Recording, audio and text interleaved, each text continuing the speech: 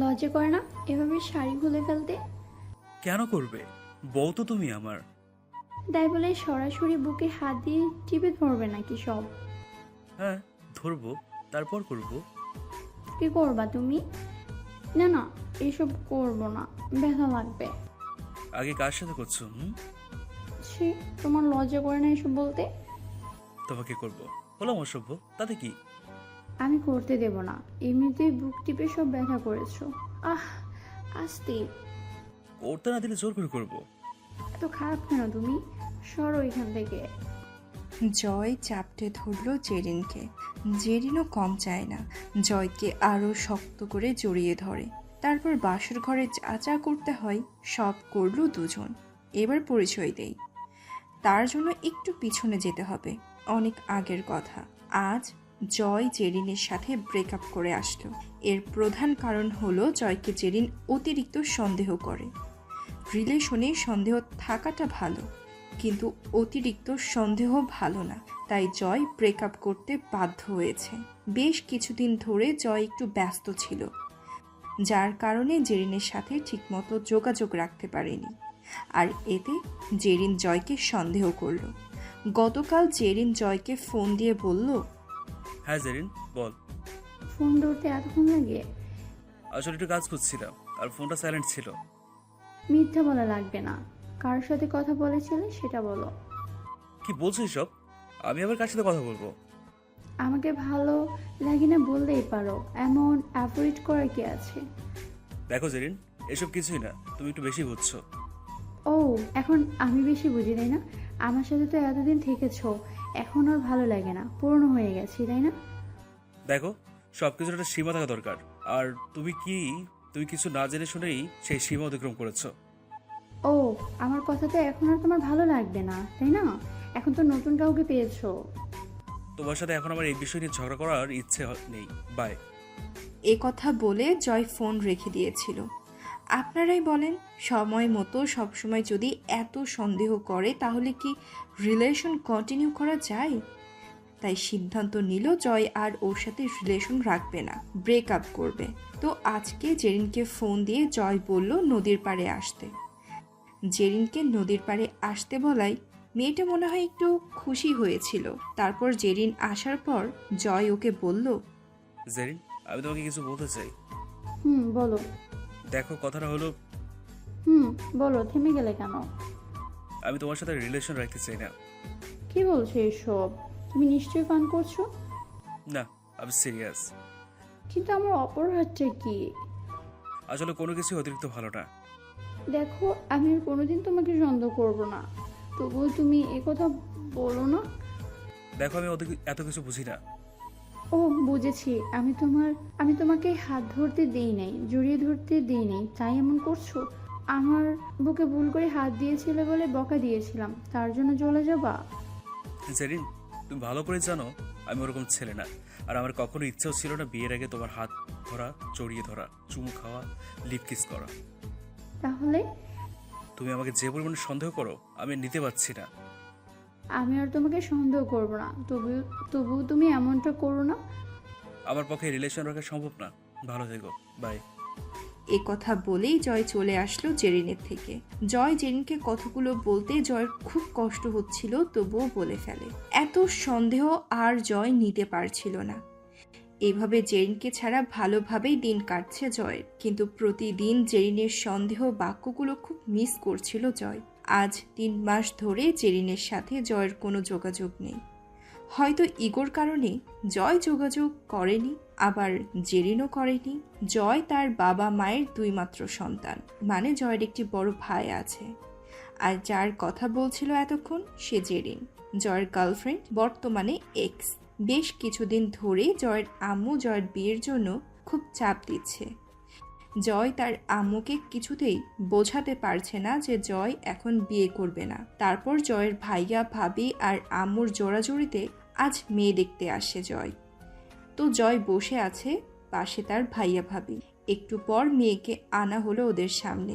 মেয়ে মোটামুটি সুন্দর, কিন্তু জেরিনের মতো সুন্দর না। মেয়েকে দেখেই জয়ের জেরিনের কথা মনে পড়ে গেল। তাই জয় জেরিনের ভাবনায় পড়ে গেল। হঠাৎ ভাবির কথাই বাস্তবে আসে। ভাবি জয়ের কানে কানে বলল, মেয়ে পছন্দ হয়েছে? না ভাবি, কি বলো, মেয়ে তো ভালোই সুন্দর। না, আমার কাছে ভালো লাগেনি। বাসায় যাওয়ার ব্যবস্থা করো। তারপর আর কি, বাসায় চলে আসে দুজন।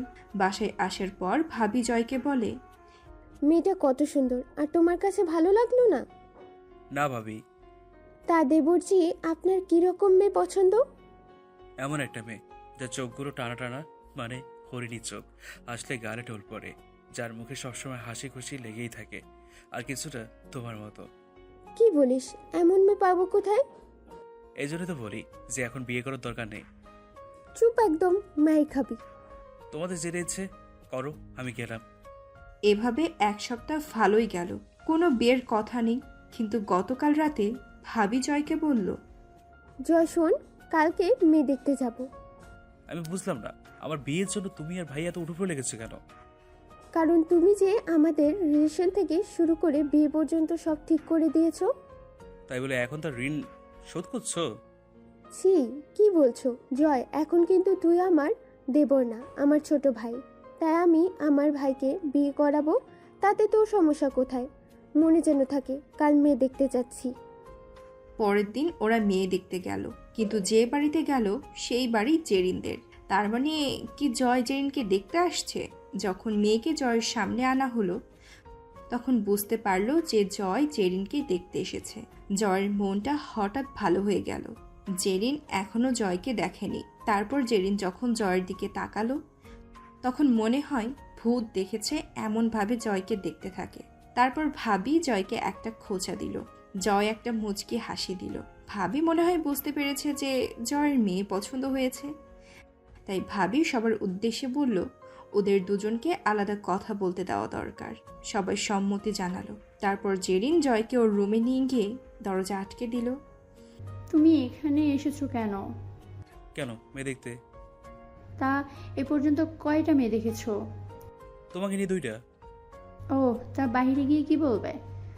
বলবো যে বলবে আমার মেয়ে পছন্দ হয়নি। এটাই বলবো, তোমাকে তো আমি বিয়ে করব না। এ কথা বলে জয় জেরিনের দিকে তাকিয়ে দেখে জেরিন জয়ের দিকে করুণ চোখে তাকিয়ে আছে। তারপর জয় দরজা খুলে হাসতে হাসতে বের হলো। সবাই বুঝে গেল যে মেয়ে জয়ের পছন্দ হয়েছে। তাই সবাই মিলে জয় আর জেরিনের বিয়ে ঠিক করে ফেলে। রাতে জয় তার রুমে বসে ল্যাপটপে কাজ করছিল। তখনই জেরিনের নাম্বার থেকে কল আসলো। হ্যালো। ওই, তোকে বললাম না বলবি আমাকে? তোর পছন্দ হয়নি? বলেছে, আর আমার পছন্দ আমার কাছে। তোমার কথা হবে নাকি? তুই বিয়েটা ভেঙে দে। পারবো না, আর তোমার দরকার হলে তুমি ভেঙে দাও। তারপর জেরিন রাগে কল কেটে দিল। জয় ওর কথা শুনে হাসছে। অল্পের জন্য পাগলিটাকে হারিয়ে ফেলেছিল জয়। জেরিনকে জয় আর হারাতে চায় না। পরের দিন জেরিন জয়কে ফোন দিয়ে নদীর পাড়ে আসতে বলল। জয় ঠিকমতো পৌঁছে গেল। গিয়ে দেখে জেরিন বসে আছে। হাই। হুম। তা হঠাৎ এখানে ডাকলে কেন? দেখো, আমি তোমাকে ভালোভাবে বলছি, আমি তোমাকে বিয়ে করব না। তুমি বিয়েটা ভেঙে দাও। জেরিন কথা শুনে জয় ইচ্ছে করে একটা মেয়ের দিকে তাকিয়ে আছে। আর তখনই জেরিন বলল, এই, আমি তোকে কিছু বলেছি আর তুই ওই মেয়ের দিকে তাকিয়ে আছোস? কয়েকদিন পর আমাকে বিয়ে করবি, তুই আমার দিকে তাকিয়ে থাকবি, তা না তুই ওই মেয়ের দিকে তাকিয়ে আছিস। তো কি করবো? কথায় কথা বল বিয়ে ভেঙে দেওয়ার জন্য। তাই বলে তুমি অন্য মেয়ের দিকে তাকাবে? জয় আর কোনো কথা বলল না। তাই জেরিন রাগ করে চলে গেল। জয় জানে জেরিন তাকে এখনো অনেক ভালোবাসে। এভাবেই যাচ্ছিল দিন। এখন প্রতিদিনই জেরিনের সাথে জয়ের ঝগড়া হয়। আর ঝগড়ার মূল কারণ হলো সন্দেহ। আস্তে আস্তে ওদের বিয়ের দিন ঘনিয়ে এলো। আজ ওদের বিয়ে। তারপর বিয়ে হয়েও গেল। এখন জয় দাঁড়িয়ে আছে বাসর ঘরের দরজার সামনে। জয়ের একটু একটু ভয় করছে। তারপর সকল ভয়কে জয় দূর করে দরজা ঠেলে ভিতরে ঢুকলো। জয় ঢোকা মাত্রই জেরিন জয়কে এসে সালাম করলো। জেরিনকে জয় উঠিয়ে জড়িয়ে ধরা মাত্রই জেরিন জয়কে বলল, এই, একদম আমাকে জড়িয়ে ধরবে না। কেন? এতক্ষণ কই ছিলা? কেন বাইরে? কার সাথে টাঙ্কি মারছিলা বলো? আসতে এত দেরি হলো কেন? তুমি এখন আমাকে সন্দেহ করো? এই সন্দেহের জন্য কত কিছু হলো, তাও তোমার সন্দেহ কমলো না? ওই, আমি আমার স্বামীকে সন্দেহ করবই। ও তাই নাকি? হুম।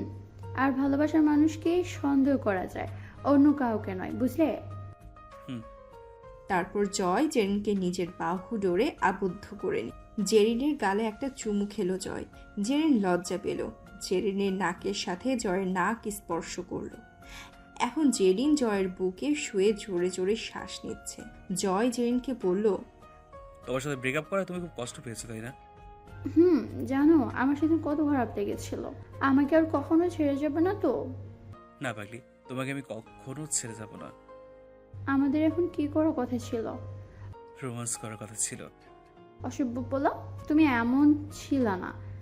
আমি আমার বউর সাথে সব করবো। বলো না, কি করার কথা ছিল? ছাদে ওঠার। তাহলে চলো। চলো। ওই, আমি কি হেঁটে যাবো নাকি? না তো, তুমি তোমার জামাইটার কোলে উঠে যাবে। তাহলে কোলে নাও। পাগলি, নিচ্ছি।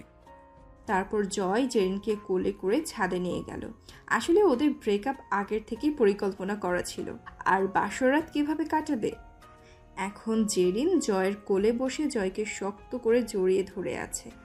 আর জয় ওর মাথা পিঠে হাত বুলিয়ে দিচ্ছে। তারপর জেরিন জয়কে বলল, জানো কতগুলো ছেলেকে আমার ভাগাতে হয়েছে তোমার জন্য? তা কতগুলো ভাগিয়েছ? 10টার মতো হবে। তা কি বলে ভাগিয়েছ? বলেছি আমি প্রেগনেন্ট। কি? শুধু তোমার জন্য আমি এরকম করেছি। আই লাভ ইউ বাবুনি। Love you too. আর কিছুক্ষণ গল্প করে ওরা দুজন নিচে চলে এলো। তারপর লাইট অফ করে দিয়ে জয় জেরিনের কাছে চলে এলো। জেরিনের নিঃশ্বাস আর জয়ের নিঃশ্বাস মিশে এক হয়ে যাচ্ছে। জয় জেরিনের ঠোঁট কামড়ে ধরল। জেরিন জয়ের মাথার পিছনে হাত দিয়ে নিজের মুখের ভিতর জয়ের ঠোঁট নিয়ে চুষতে শুরু করেছে। তারপর জয় তার হাত জেরিনের বুকের উপর বোলাতে থাকে। জেরিন ফিসফিস করে বলছে, বুকে কেমন যেন হচ্ছে, আরো জোরে চাপ দাও। জোরে দিচ্ছি, দেখতে ইচ্ছে করছে।